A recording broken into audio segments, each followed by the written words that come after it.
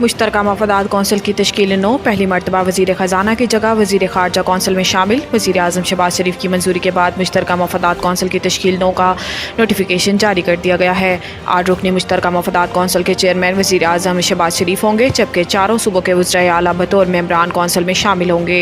इसके अलावा मुश्तरका मफादात कौंसिल में पहली मरतबा वज़ीर ख़जाना की जगह वज़ीर ख़ारजा को शामिल किया गया है।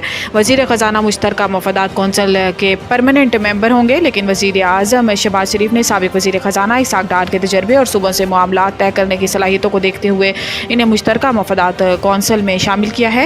वफाकी वज़ीर ख़जाना मोहम्मद औरंगज़ेब पहली मरतबा काबीना का हिस्सा बने हैं, इसलिए इनकी जगह तजर्बाकार इसाक डार को कौंसिल में रखा गया है। नोटिफिकेशन के मुताबिक मुश्तरका मफादात कौंसिल में वज़ीर दफ़ा ख्वाजा आसिफ और KP से वज़ीर सफ़रान अमीर मकाम भी शामिल होंगे।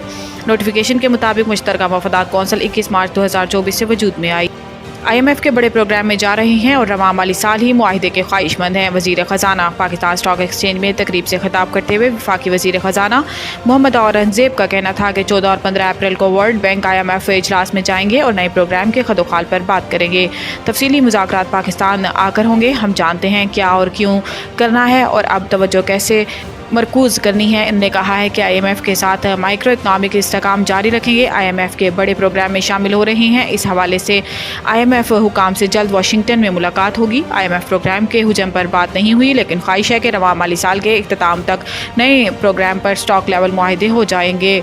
पंजाब में नवाज शरीफ किसान कार्ड की मंजूरी, चीन के ताउन से रिसर्च सेंटर बनाने का फैसला। लाहौर में मरियम नवाज की ज़ेर सदारत ज़रई इस्लाहात में मुनक्किद इजलास में Punjab seed corporation Punjab agri research board की तश्कील 9 का जायज़ा लिया गया और चीन के ताउन से ज़रई यूनिवर्सिटी फैसलाबाद में 2 अरब से रिसर्च सेंटर बनाने का फैसला। दौरान इजलास एग्रीकल्चर डिपार्टमेंट को हर फसल की पैदावार और डिमांड का मुकम्मल डाटा मुरतब करने की हिदायत दी गई और कॉटन गंदम चावल की फसल पर रिसर्च और डेवलपमेंट के लिए सेंटर ऑफ एक्सीलेंस बनाने की मंजूरी भी दी गई। इजलास में ज़रई ज़मीन को रिहायशी मकासद के इस्तेमाल रोकने के लिए कानून की तजवीज़ का जायज़ा लिया गया और एग्रीकल्चरल एक्सटेंशन विंग को जदीद टेक्नोलॉजी से आरास्ता करने और एग्रीकल्चर एक्सटेंशन विंग में 5 एग्रीकल्चर ग्रेजुएट्स की भर्ती करने पर इत्तेफाक किया गया। इजलास के दौरान वज़ीर आला पंजाब को दी गई ब्रीफिंग में बताया गया है कि किसानों को 2 साल में 7 अरब रुपये की लागत से 24,800 जदीद तरीन ज़रई आलात दिए जाएंगे।